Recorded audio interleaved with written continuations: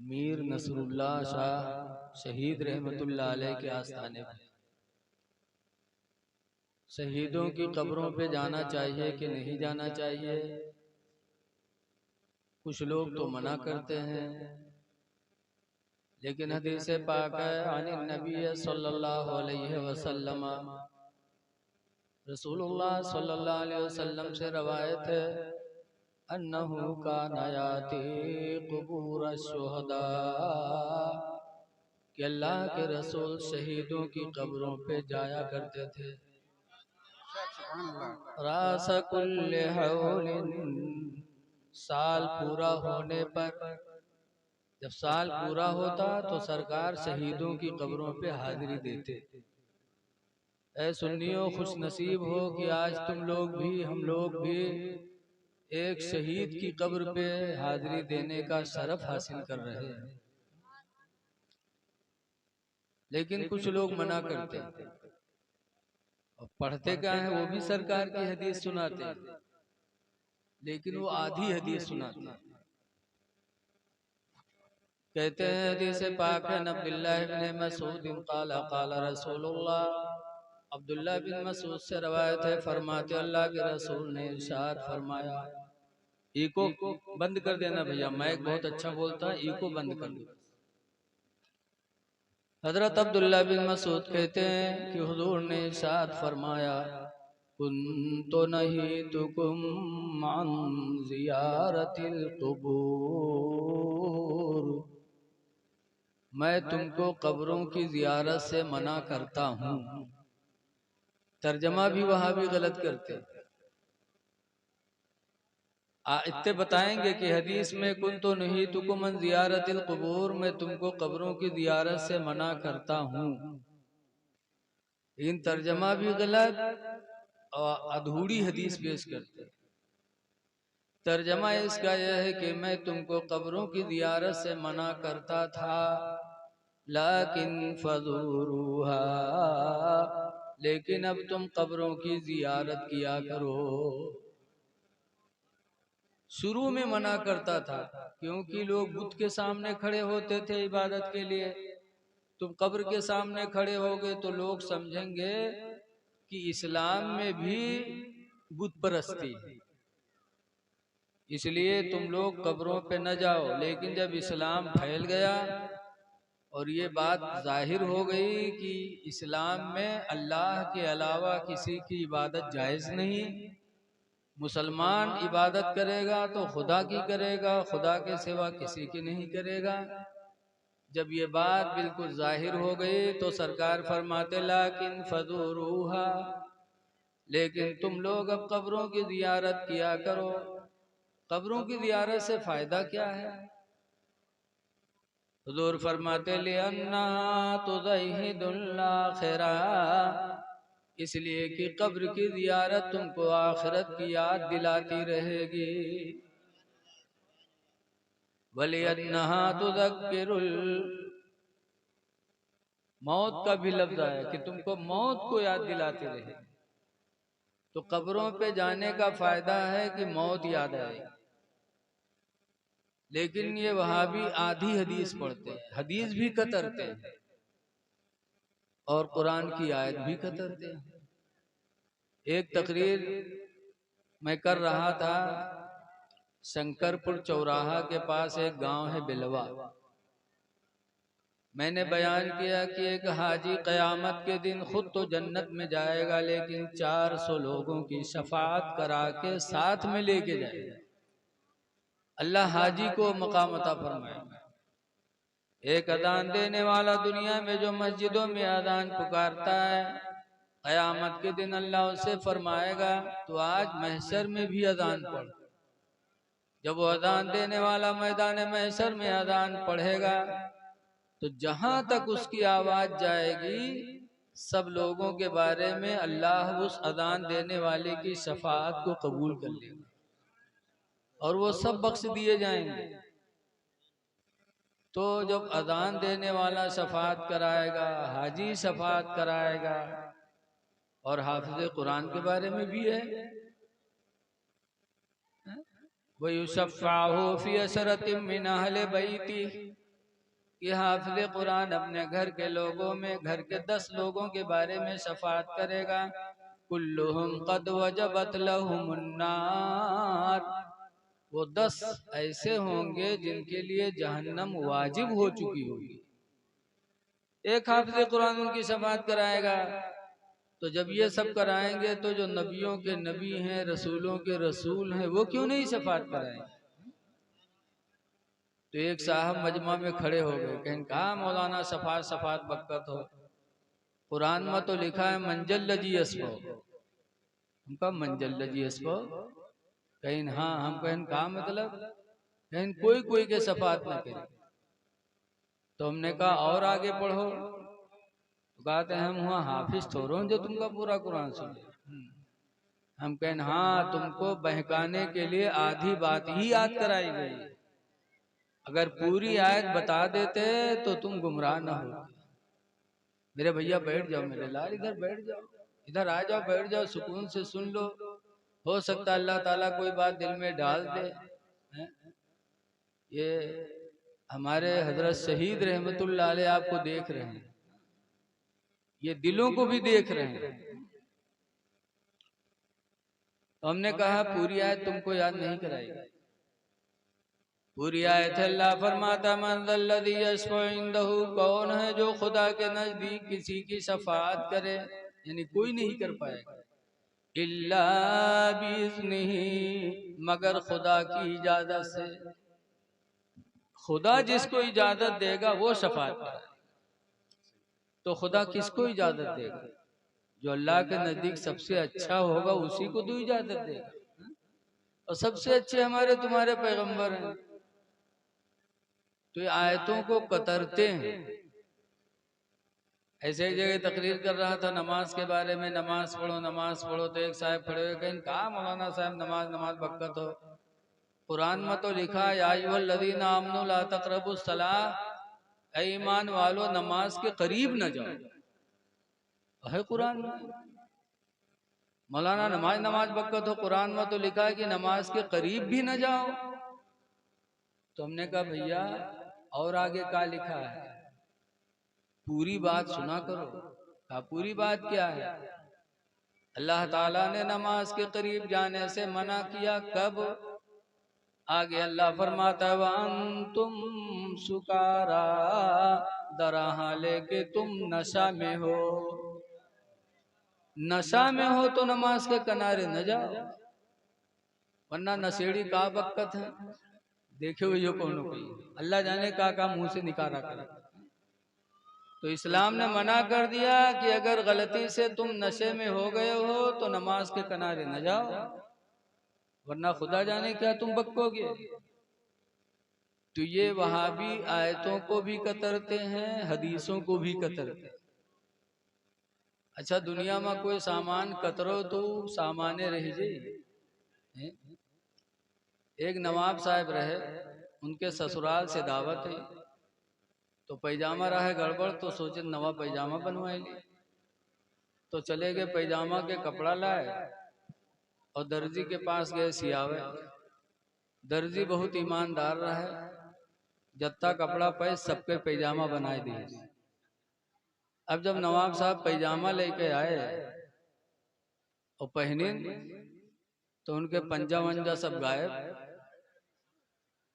तो नवाब साहब को बड़ा अफसोस हुआ, लाए बीवी से कहने लगे बीवी तुम्हारे मैके से दावत आई है, पैजामा का कपड़ा लाया था, दर्जे ने लंबा कर दिया, जरा 4 अंगुल काट के उसको सी दो। तो 65 साल की बुढ़िया खुर्राए, गाल छुहारा में, मुंह में दांत नहीं, पेटे मात नहीं, नवाब पर खुर्राए पड़ी। रखो उधर पैजामा, तुमका पैजामे पड़ी है, घर के काम करेंगे तुम्हारा पैजामा देखे। तो बेचारे पैजामा लेके पतोइया के पास गए। वो 14 सद्दिक पतोइया कहाँ सुने वाली, वहां हड़काए दी। तो अपने बहनिया के पास गए, बहनिया से कहें तो वह डांट दी। बिटियावती गए तो वो कह दी सब्बा दिमाग खराब है, कल न हो फिर दर्जी थी ले जाए। नवाब साहब बेचारे मजबूर हो गए, खूंटी पर पैजामा टांग दी। शाम भर खाना खाए, रात में लेटे, जब सब कोई सोए गए तो थोड़ी देर बाद उनकी बीवी जागी। तो सोचे साहे हमारा आदमी हमसे पैजामा 4 अंगुल काट के सिए कहे सो हम नहीं सुने, हमरे आदमी कत्ती तकलीफ है। तो जब आंखें खुली तो उठी गए, पैजामा खूंटे से उठाए सो 4 अंगुल काट के सी के टांग दी। थोड़ी देर बाद पतोहिवा जागी तो कही हमारे ससुर हमसे थोड़ा काम कहना है। हम इनकार कर दिए, हमरे ससुर का कत्ती तकलीफ है। वह पतोहिवा उठे गए, खूंटे से पैजामा उठाए और 4 अंगुल काट के सी के टांग दी। थोड़ी देर बाद बहनिया जागी तो कहे हमार भाईजान हमसे तनिक काम कहना है। हम नहीं किया, हमरे भाई पर कत्ती तकलीफ भी थी। वह बहनिया उठी, खूंटी से पैजामा उठाए सो 4 अंगुल काट के उसी के टांग दिए। सुबह हुए से पहले बिटियावा जाग गए तो वो सोचिस कि हाय हमार अब्बा थोड़ा काम कहना, हम नहीं सुने, हमरे अब्बा का कत्ता ठेस लगा हुई। तो वहां गए, उठाई खूंटी से पैजामा और 4 अंगुल काट के सी के टांग दी। जब सुबह भय तो नवाब साहब की बीवी कहते पैजामा सी दिया है, जाओ पहन लो।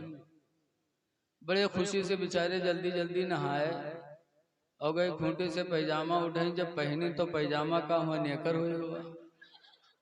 तो नवाब साहब अपन खुपड़ी पीटे लगे, कहीं हाय अल्लाह यूं का हुआ।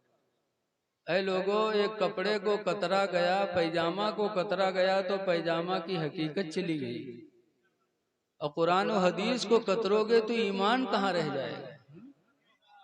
ये बड़े बदनसीब हैं ये। लिहाजा आए लोगों, खुश नसीब हो कि आज अपने आका की दयार में हाजिर हो। देखो अल्लाह से इन्होंने इश्क किया है, सच्चा इश्क। हम और आप इनके आशिक हैं, खुदा के आशिक हैं, लेकिन हम और आप कैसे आशिक हैं? आशिक कई तरह के होते हैं। आशिक है, एक है माशूक। आशिक वो है जो माशूक पर अपनी जान फिदा कर दे। लैला मजनू की कहानी सुनी होगी। एक लैला रहा, उनके एक दीवाने बने जिनका नाम बना मजनू। एक दिन लैला के दरवाजे पर बहुत भीड़ लगी। नहीं, लैला ने एक दिन अपने मजनू के लिए थाल में लड्डू बना के भेजा। एक लड़की से कहा ले जाओ बाहर मेरा मजनू है, उसको लड्डू दे दो। अगर थाल में लड्डू देखे तो बहुत लफड़वे पहुंच गए। हम हैं लैला के मजनू, हम हैं, हम हैं। सब कहने लगे, सब लड्डू ले लिए और जो मजनू था बेचारा वो खाली हाथ रह गया। अंदर जब वो लड़की खाली थाल लेके गई तो लैला ने पूछा क्या हुआ, मेरे मजनू को लड्डू खिलाया? कहा लैला तेरी एक मजनू नहीं है, हजारों मजनू है दरवाजे पर, सबने लूट लिया। लैला कहती हाय अफसोस, मेरे मजनू को मेरा लड्डू नहीं मिला। कहा तेरे एक मजनू नहीं, हजारों मजनू सब दरवाजे पर खड़े हैं। लैला ने कहा अच्छा।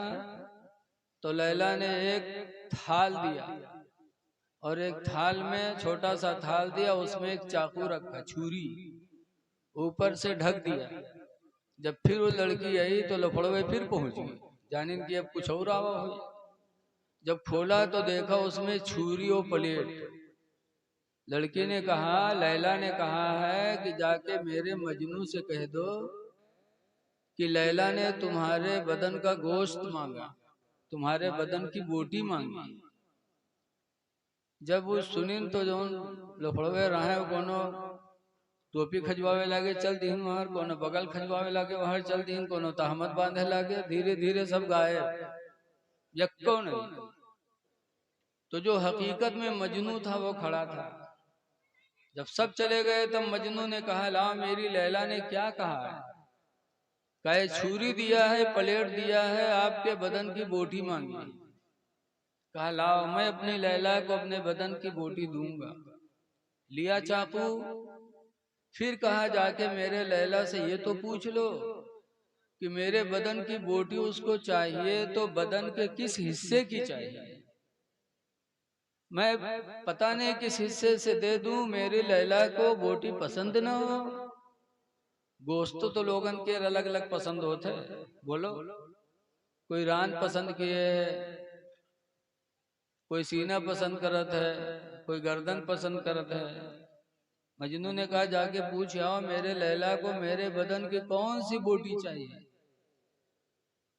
जब लड़की गई पूछा तब लैला ने कहा हकीकत में मेरा आशिक वही है, हकीकत में मेरा आशिक। तो ऐ लोगो, हजरत मीर नसरुल्लाह शहीद रहमतुल्लाह अलैह के चाहने वाले हो तो उनसे सच्ची मोहब्बत करो। मदार भी है, मस्जिद भी है, फातिहा भी पढ़ो और खुदा की बारगाह में सर भी झुकाओ जाके मस्जिद। सरकार गादी के यहाँ मदार भी है, मस्जिद भी है।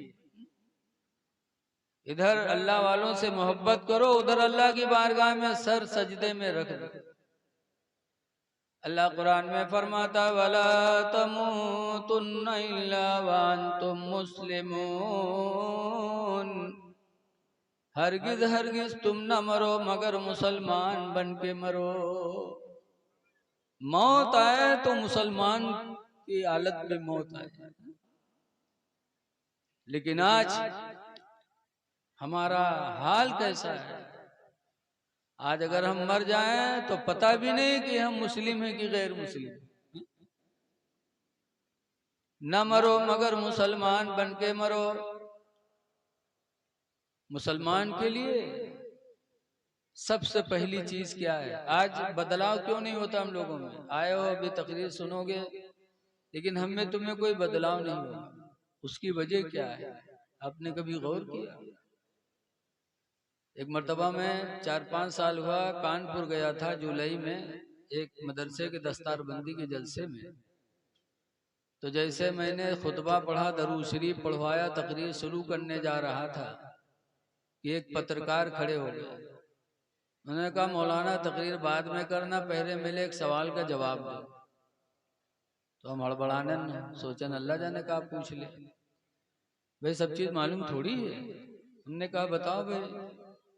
तो उन्होंने कहा मौलाना आज से 40 साल पहले जलसे कम होते थे, यक्का दुक्का कहीं जलसे होते थे, मदरसे भी बहुत कम थे 40 साल पहले, आलिम भी बहुत कम थे, तब बुराइयां कम थी, तब बुराइयां कम थी।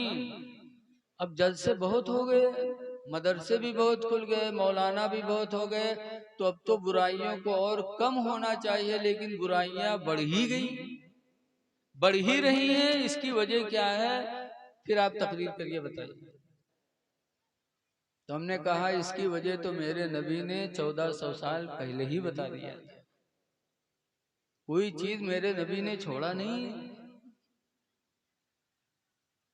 हदीस पाक में अनस क़ाला क़ाला रसूलुल्लाह सल्लल्लाहु अलैहि वसल्लम, हजरत अनस से रवायत है, फरमाते अल्लाह के रसूल ने इरशाद फरमाया याति अलन्नास ज़मानुन, हुजूर फरमाते हैं लोगों पर एक जमाना ऐसा आएगा।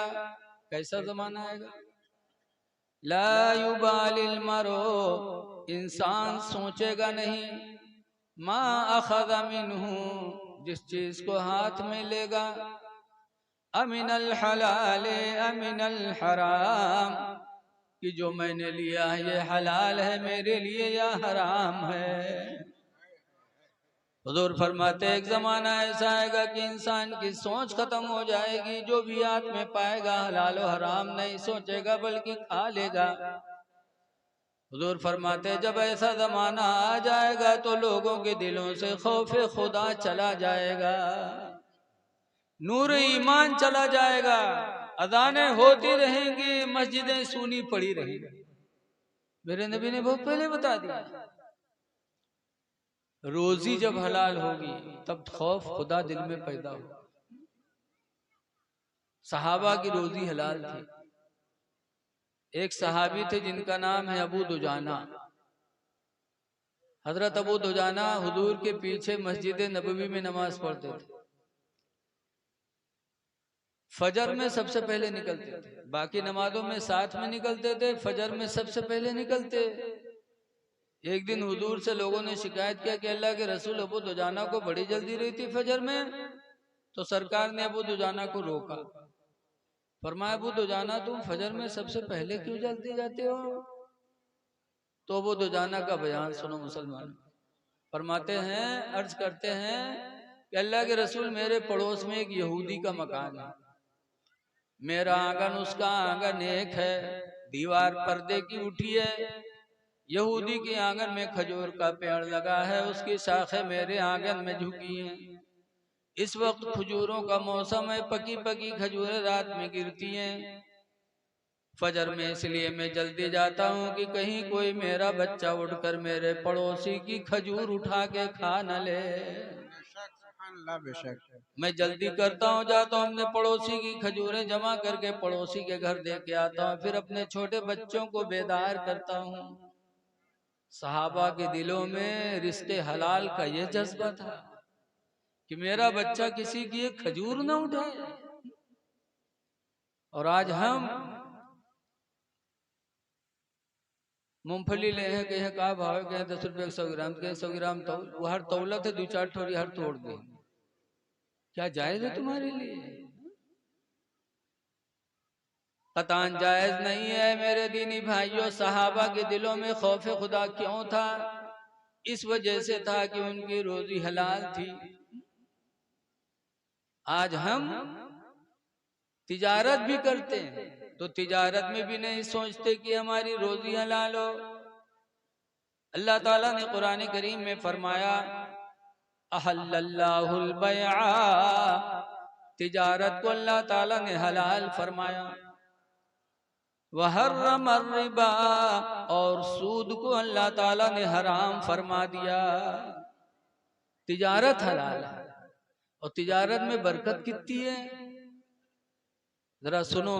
जब मक्का से मुसलमान हिजरत करके मदीना गए, अल्लाह अल्लाह के नबी की मोहब्बत में सब कुछ छोड़ दिया। मक्का में घर बार दौलत बीवी जायदाद सब छोड़ा और अल्लाह के नाम पे मक्का से मदीना चले गए। जरा बात ना करो आप लोग। मदीना चले गए। अब जब गए तो कुछ नहीं, तो हुजूर ने मदीने के अंसारियों को बुलाया। बुलाने के बाद फरमाया, ऐ मदीने के अंसारियों, मक्का की हिजरत करने वाले मुहाजिर मुसलमान, ये तुम्हारे भाई हैं। कुल्लु मोमिनिन इख्वा, हर मोमिन भाई भाई। जैसे सरकार ने इतना कहा मेरा भाई है, ये सब भाई भाई हैं, तो मदीने का हर हर अंसारी खड़ा होता और एक मुहाजिर का हाथ पकड़ता और कहता चलो तुम मेरे भाई हो, मेरे घर चलो। ऐसे ले लेके लोग जाने लगे। एक सहाबी, एक अंसारी अब्दुल रहमान बिन औफ का हाथ पकड़े। अब्दुल रहमान बिन औफ को घर लेके गए, कहा सुनो तुम हमारे भाई हो। हुजूर ने फरमाया तुम्हारे पास मदीने में कुछ भी नहीं, ना घर है, ना बीवी है, ना जायदाद है, इसलिए अब्दुल रहमान तुम मेरे भाई हो। भाई का आधा हक होता है, भाई का आधा, मेरा मकान आधा बांट लो, आधा मकान तुम्हारा आधा मकान हमारा। घर में जो रकम थी वो भी ला के रख दिया, का आधी रकम तुम्हारी आधी रकम हमारी। फिर एक खजूर के बाग थी, उस बाग को भी उस अंसारी ने आधा बांट दिया, कहा तुम हमारे भाई हो, भाई का आधा आधा होता है, आधी बाग तुम्हारी आधी बाग हमारी। उसके बाद उस अंसारी ने अपने 2 बीवियों को बुलाया। उनके निकाह में 2 बीवियां थी, उस वक्त पर्दा नहीं था। फरमाया अब्दुल रहमान, ये मेरे निकाह में 2 बीवियां हैं और तुम्हारे पास कोई बीवी मदीने में नहीं है, लिहाजा मेरी इन दोनों बीवियों को देख लो, इसमें जो तुमको पसंद आ जाए मैं उसको तलाक दे दूं और तुम उससे निकाह कर लो, ताकि तुम्हारे निकाह में भी एक बीवी पहुंच जाए। क्या है कोई जमाने में? लेकिन दिकौली का आदमी हो तो सब ले ले, कहाँ लाओ लाओ लाओ, सब ठीक है। लेकिन अब्दुल रहमान बिन औफ रसूलुल्लाह के सच्चे चाहने वाले, वो कहते हैं मेरे अंसारी भाई, ये मकान भी तुम्हें मुबारक हो, ये दौलत भी तुम्हें मुबारक हो, ये बाग भी तुम्हें मुबारक हो, बीवियां भी तुम्हें मुबारक हो। मेरे जेब में थोड़े से पैसे हैं, मुझे मदीने की बाजार बता दो, मैं वहां जा करके तिजारत करके अपनी जिंदगी गुजार लूंगा। थोड़े से पैसे थे। मदीने की एक बाजार, बहुत मशहूर बाजार थी, कैनका। वहां वो अंसारी सहाबी लेके गए। अब्दुल रहमान बिन औफ ने उसी चंद पैसे से पनीर खरीदा। पनीर आप लोग भी जानते हो। पनीर खरीदा और दूसरी जगह जाके बैठ के बेचने लगे। अल्लाह ताला ने उसमें काफी नफा दिया। फिर गए, खरीदा, फिर बेचे, फिर खरीदा, फिर बेचे। चंद ही दिनों में अब्दुल रहमान की तिजारत में अल्लाह ने ऐसी बरकत अता फरमाई कि मुल्के शाम से सामान मंगाने लगे। कहां से मंगाने लगे? और एक दो टराली नहीं, एक दो ऊंट नहीं, उस जमाने में टराली ट्रक तो रहे नहीं। 700 ऊंटों पे उनका माल लद लद के आने लगा। 700 ऊंट पर अब्दुल रहमान की माल तिजारत लद लद के जब मदीने आने लगी, जिस दिन उनका सामान आता था मदीने में शोर बर्पा होती थी कि आज अब्दुल रहमान का माल तिजारत मुल्क शाम से मदीना आने वाला है। अल्लाह ने इतनी बरकत दे दी और इतनी बरकत दिया कि अब्दुल रहमान के इंतकाल के बाद उनके घर वालों ने सोना बांटा तो लिखा है रवायतों में कि कुल्हाड़ी से काट काट के बांटा। अल्लाह ने तिजारत में कितनी बरकत रखी है। तो तिजारत आदमी नहीं खाता करता। हर रमर रिबा, अल्लाह ताला ने सूद को हराम फरमा दिया। कुरान की नस्से कतई से साफ साफ इसके हराम होने में किसी मुसलमान को शक ही नहीं। ऐ लोगों, रोजी हलाल खाओ तो इंशाअल्लाह दिल में खुदा का डर पैदा हो, दिल तुम्हारा नर्म रहेगा, तुम्हारे मुंह से गलत बोलियां नहीं निकलेंगी।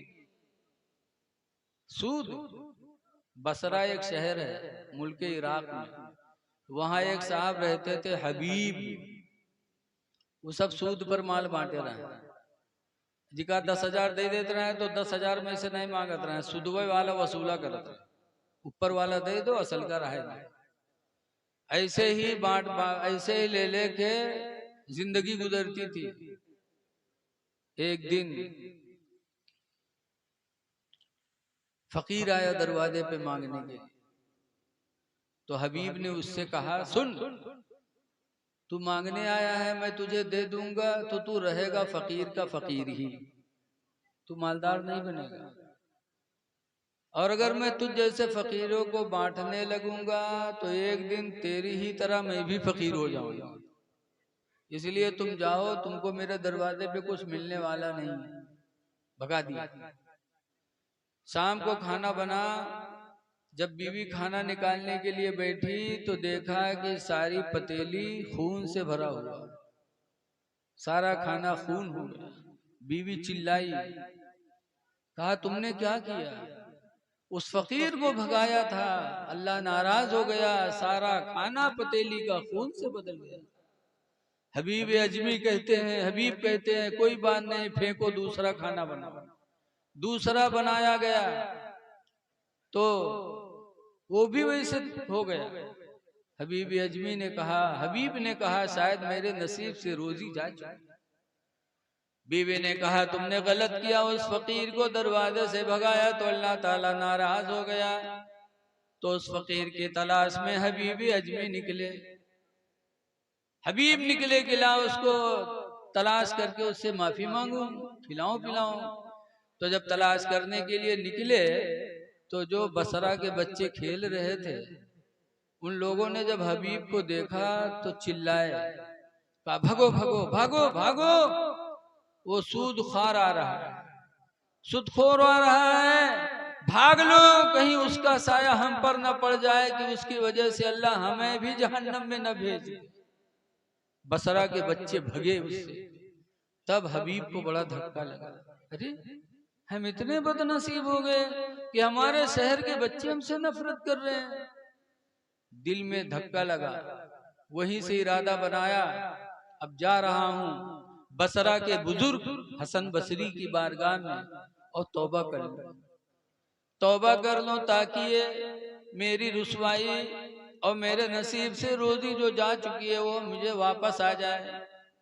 तो हसन बसरी की बारगाह में गए, कहा हसन बसरी जिंदगी गुजर गई सूद खाते खाते, आज मेरे दिल में एहसास हुआ है मैं तौबा करना चाहता हूँ, क्या अल्लाह मेरी तौबा कबूल करेगा?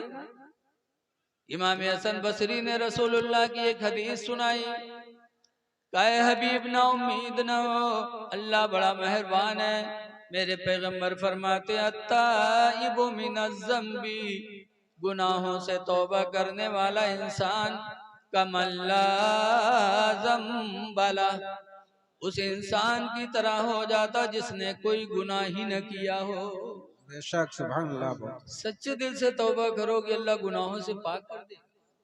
हबीब ने सच्चे दिल से तौबा किया और हसन बसरी को गवाह बनाया कि आज तक जो हुआ हुआ, अब मैं न सूद लूंगा न असली माल किसी से लूंगा, सब मैं माफ करता हूँ, ना अपना माल लूंगा ना सूद लूंगा। सच्ची तौबा करके हसन बसरी की बारगाह से जब हबीब लौटे, वो फिर बच्चे रास्ते में खेलते हुए मिले। जब बच्चों ने हबीब अजमी को देखा तो दौड़ पड़े, चिल्लाए, कहा देखो देखो हबीब अजमी आ रहे हैं, इनके कदमों में लग जाओ, तौबा करके आ रहे हैं, हो सकता है इनके कदमों में मिलने की वजह से, कदमों की बरकत से अल्लाह हम लोगों की मगफिरत फरमा दे। तो वही बच्चे हबीब के कदमों में लिपट गए। तब हबीब रोए, ऐ अल्लाह तू कितना रहीम व करीम है, ये भी चंद ही मिनट हुआ ये बच्चे मुझसे नफरत करते थे और तेरी बारगाह में मैंने तौबा कर लिया, तो अल्लाह तूने मेरी इज्जत अपने मखलूक के दिलों में पैदा कर दी। अल्लाह तू कितना रहीम व करीम है। ऐ लोगो, हलाल रोजी खाओ, जो जैसा चाहता उसको अल्लाह वैसी ही रोजी देता है। एक चोर सोचता हम चोरी करके खाएंगे तो चोरी से उसको मिले, एक भिखारी चाहता हम भीख मांग के खाएंगे तो अल्लाह उसे भीख से अता फरमाता, और कोई चाहता है हम तिजारत करके खाएंगे तो अल्लाह तिजारत के जरिए रोजी देता है। कोई कहता हम मजदूरी करके खाएंगे तो अल्लाह मजदूरी से रोजी देता है।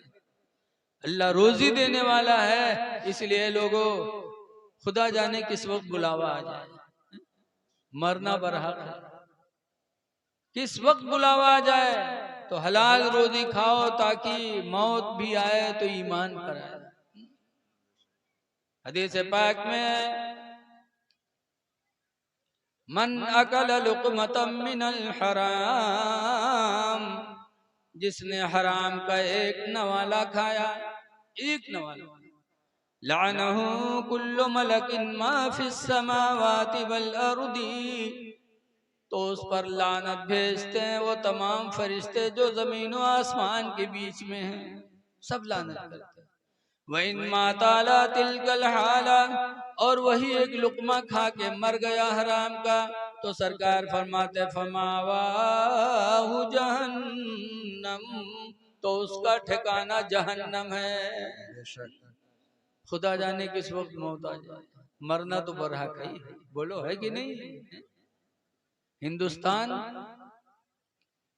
पे पहले अंग्रेजों की हुकूमत थी, हिंदू मुसलमान सबको परेशान करते थे, तो अंग्रेजों से जिहाद लड़ी गई भगाने के लिए कि अंग्रेज हिंदुस्तान छोड़ें। उस जंग में 16,000 आलिम हिंदुस्तान के शहीद हो गए। कितने आलिम शहीद हुए? 16। आज लोग कहते मौलवी मौलाना डर पकड़ा हो, बताओ अगर डर पकड़ा हुई थी तो ये शहीद हुई थी, भाग ली थी। 16,000 आलिम शहीद हुई हिंदुस्तान को आजाद कराने में। उन्हीं में एक मौलाना मुरादाबाद के थे, मौलाना किफायतुल्ला। उनको अंग्रेजों ने कत्ल नहीं किया, उनको फांसी दिया। जब फांसी पे लेके गए तो मौलाना किफायतुल्ला से कहते अंग्रेज कि मौलाना अब तुम्हारा आखिरी वक्त है, कोई ख्वाहिश हो तो बताओ। तो क्या उन्होंने कहा था, हम तुम हुई तो क्या कहे, किलिया उतनी जर्दा खाए ली, या कहती हो किलिया उतनी मेहरुआ कहीं देख लिया आखिरी टाइम, बोलो यही सब तो कहा जाए। लेकिन वारे मौलाना किफायतुल्ला मुरादाबादी जब फांसी पे चढ़े, अंग्रेजों ने पूछा मौलाना कोई आरजू हो तो बताओ, आखिरी वक्त है तुम्हारा। तब मौलाना किफायतुल्लाह ने कहा था एक आरजू है। कहा क्या? कहा कलम दे दो, कागज दे दो। तो कलम दिया, कागज दिया।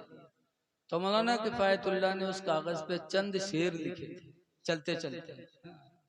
समझाया था, अंग्रेजों तुम मुझे फांसी दे रहे हो, सोचते हो कि मौलाना को फांसी दे देंगे और हम हमेशा दुनिया में रहेंगे।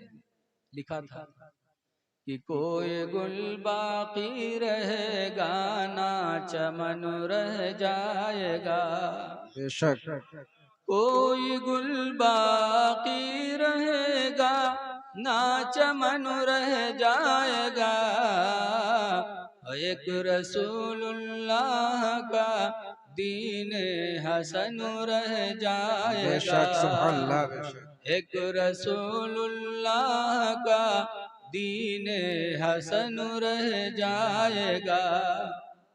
और हम सफीरो बाग में हैं, कोई दम के चहे।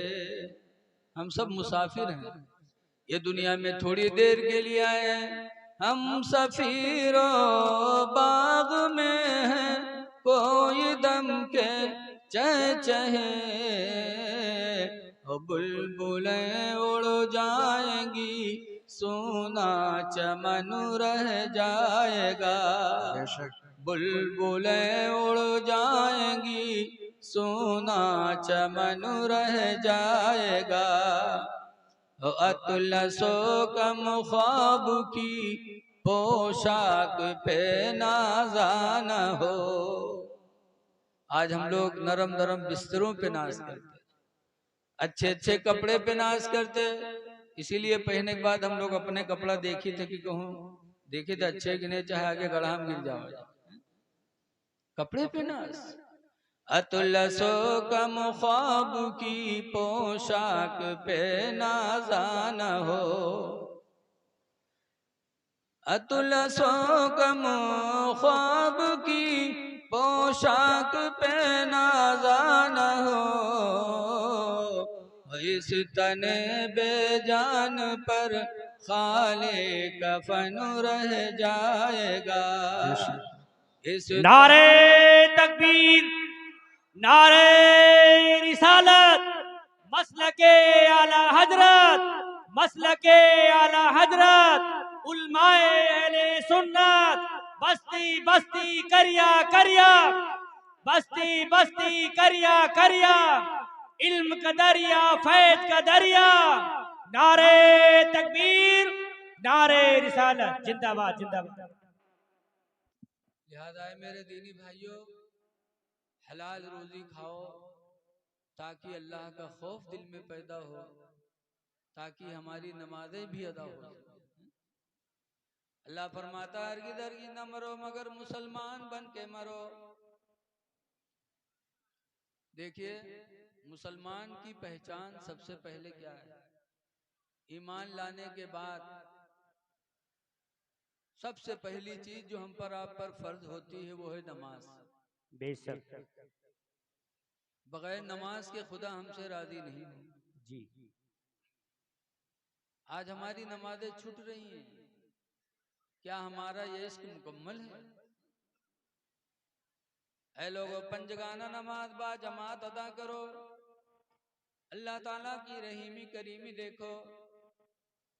हुजूर फरमाते मन सल्ला सलातल ईशाई बिल जमाअती, जिसने नमाज ईशा जमात से पढ़ लिया और पढ़ के सो गया, बिस्तर पे सो रहा है, लेकिन हुजूर फरमाते फकान्नमा क़ाम निस्फ़ल लैल, लेकिन वो गोया आधी रात तक खुदा की राह में इबादत ही करता रहा। सुभान अल्लाह। नमाज ईशा जमात से पढ़ लो, सो जाओ तो आधी रात तक इबादत का सवाब। सुभान अल्लाह। वमन सल्ला सलातल फज्र बिल जमाअते, और जिसने नमाज फजर को जमात से पढ़ लिया, रात भर सोया और सुबह उठकर फजर की नमाज जमात से पढ़ लिया, तो हुजूर फरमाते फकान्नमा क़ाम कुल्लल लैल, तो गोया उसने पूरी पूरी रात इबादत किया। सुभान अल्लाह। अल्लाह कितना रहीम करीम। पूरी रात सो और सुबह फजर की नमाज उठ के जमात से पढ़ लो तो अल्लाह ताला तुम्हें पूरी रात इबादत करने का सवाब अता फरमाएगा। सुभान अल्लाह। और नमाज के बाद रोजी कमाओ, तुम्हारा वो काम भी इबादत ही में लिखा जाए। सुभान अल्लाह। इसलिए कि इस्लाम का यह हुक्म नहीं है कि 24 घंटा मस्जिद में पड़े रहो अल्लाह अल्लाह करो ना। अल्लाह कुरान में फरमाता है, या अय्युहल्लज़ीना आमनू इज़ा क़ुदियतिस सलाह, ऐ ईमान वालो जब तुम्हारी नमाज पूरी हो जाए, फंतशिरू फिल अर्द, तो जमीन में फैल जाओ, वब्तगू मिन फदलिल्लाह, और अल्लाह की दी हुई रोजी को तलाश करो। सुभान अल्लाह। रोजी तलाश करो। लेकिन आज तो लोग दूसरे के बोझ बने, जैसे इस जमाने की पीर मुरीद के लिए बोझ बने। कमाई है ना जवान जवान पीर, और इनके उनके घर पर जमे रही है।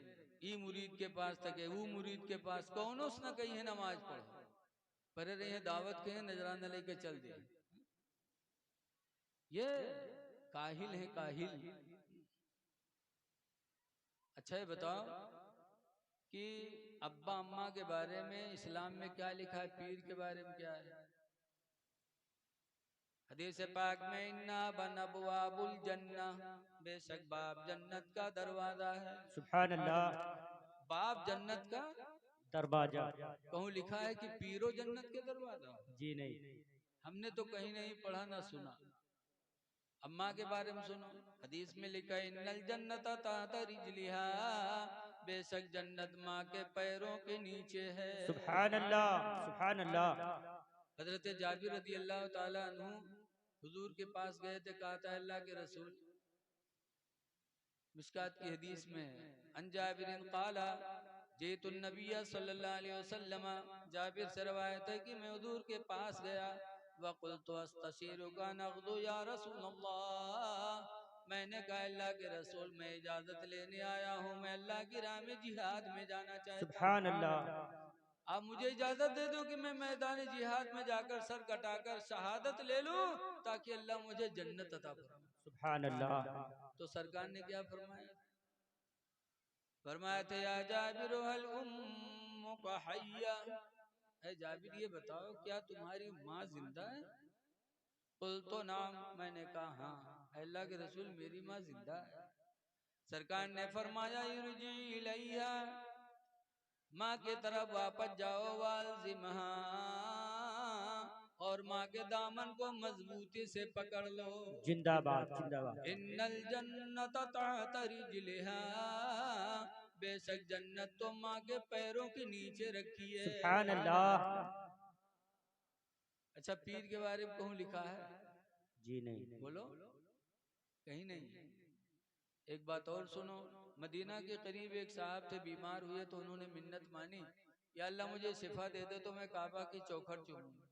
ठीक हो गए तो हुजूर के पास आए, कहने लगे या रसूल अल्लाह इन्नी नदर तो अनुकब्बिला कबतल काबा, अल्लाह के रसूल बेशक मैंने मिन्नत मानी थी कि काबा की चौखट चूमूंगा। सुभान अल्लाह। ठीक हो गया तो कहा जाओ, कहा अल्लाह के रसूल में नहीं जा पाऊंगा, मक्का बहुत दूर है, न पैदल जा सकता न सवारी से जा सकता, मैं गरीब आदमी हूँ। तो हुजूर फरमाते मक्का नहीं जा सकते, इरजीला बैतिका, अपने घर वापस चले जाओ, वक़ब्बिल क़दमै उम्मिका, और माँ के दोनों पैरों को जाके चूम लो, सुभान अल्लाह अल्लाह। ताला तुम्हें काबा की चौखट के चूमने का सवाब अता फरमाएगा। जिंदाबाद जिंदाबाद। सुभान अल्लाह। ए लोगो, माँ का कदम चूमो तो काबा चूम रहे, सुभान अल्लाह। और पीर का कदम चूमना सवाब नहीं बताया गया। पीर का पैर चूमना नाजायज, और माँ का पैर चूमना गोया कि काबा को चूमना है। सुभान अल्लाह। तो अम्मा के पैर कोई नहीं चूमते, पीर साहब के पैर चूमते।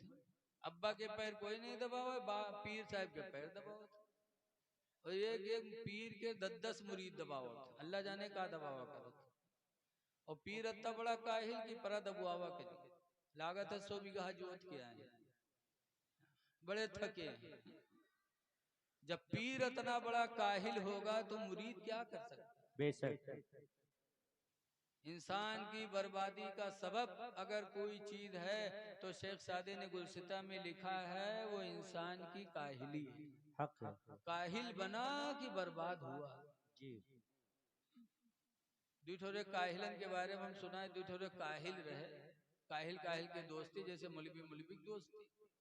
दोनों कहिलवे निकले कहूँ, रास्ते में एक बैर के बिरवा देखिन पकी पकी बैर लाग रहा है, तो दोनों कहलवे कहें चलो एक नीचे लेटा जाए, कोई यही तूर के खवाए दे तो खाई लिया जी।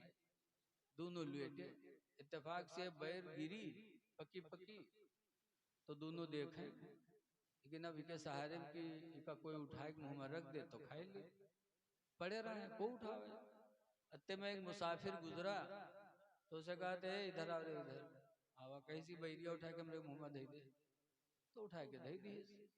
तो कहे जाए लाग, जब जाए लाग तो कहते कहाँ जाते रे, इधर आओ। कहीं काहे, कहीं हमरे मुंह से बीवा को निकाली उका तो निकाल दे, तो लौटा दुई लात मारी, ऐसा रो मुंह के बियो नहीं फेंक सकत हो, तो दोसर का काहे जो लेटा रहा कहे सौर दुई लात मार।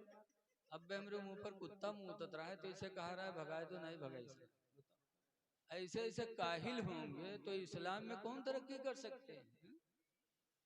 अगर आज हजरत मीर नसरुल्लाह शाह अली रहमत और रिजवान काहिली करते तो आज ये मकामे बुलंदी इनको नसीब कहाँ से हो।